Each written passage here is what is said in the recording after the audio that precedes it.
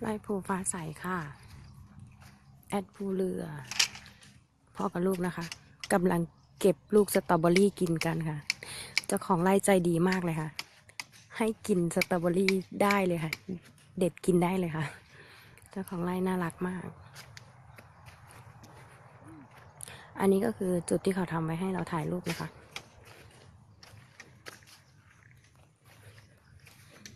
อันนี้ดอกไม้ค่ะสวยมากเลยดอกอะไรไม่รู้หอมด้วยค่ะมีกลิ่นหอมด้วยสวยมากเลยค่ะดอกไม้นะคะเนี่ยดอกไม้จริงๆนะคะเนี่ยสวยมากเลยเขาเรียกว่าอะไรบัวตองเหรอคะใช่ไหมเรียกดอกบัวตองหรือว่าดอกอะไรก็ไม่รู้สวยมากเลยค่ะ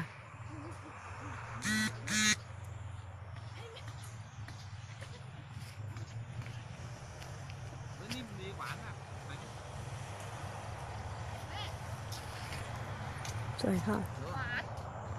เดี๋ยวก่อนแม่ลองกินหวานเด็ดเขามาไงลูกเขาให้กินเขาให้ชิมลูกนึงอร่อยค่ะ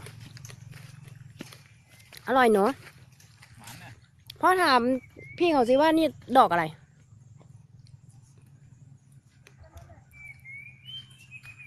เดินไปหาดิ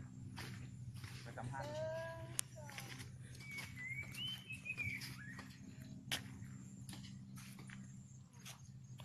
บรรยากาศที่ไร่นี้นะคะแม่ถ่ายกับพ่อเนี่ย กำลังไลฟ์ เราจะถ่ายด้วยแม่เหรอคะเพื่ออ้าว กำลังทำที่ไปให้คนมาถ่ายรูปนะคะสวยค่ะอันเป็นดอกอีหยังแล้วจ้ะดอกเคินเอิ้นดอกอีหยัง อันนั้นเนาะนี่ก่อนเดี๋ยว ซื้อมันซื้อยากๆนั่นก่อน อันหยังละ ให้คิดออกกันเด้อ บ่แม่นผู้ตองแม่นบ่ อันนี้ค่ะบัวตอง บัวตอง บั แม่ วน เม บ่ นจ้ะ บ่ ดอกนี่ก็โอ้ยอยู่มอๆนะน้ำจับมอยากมีข้างก็ไปฮอตสมอสค่ะ อันหยังก็ ฮอตสมอสฝรั่ง ฮอตสมอต ฮอตสมอส อ๋อ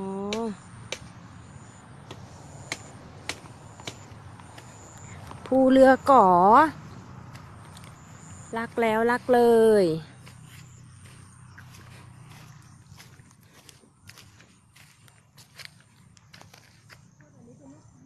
งามจ้า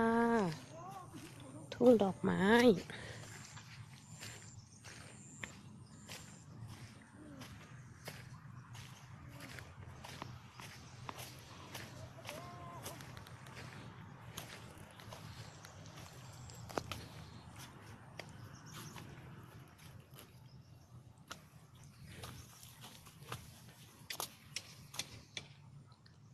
งามจ้าดอกไม้งามจ้า